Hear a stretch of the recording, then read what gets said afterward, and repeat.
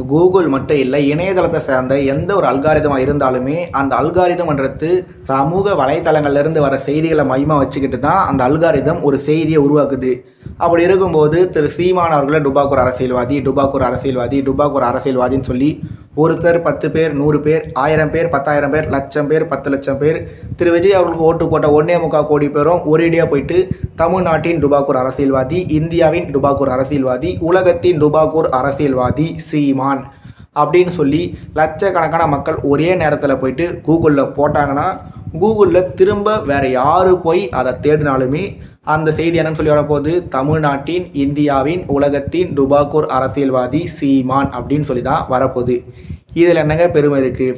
Google சொல்லிட்டா எல்லாத்தையும் நம்பிடுவாங்களா என்ன?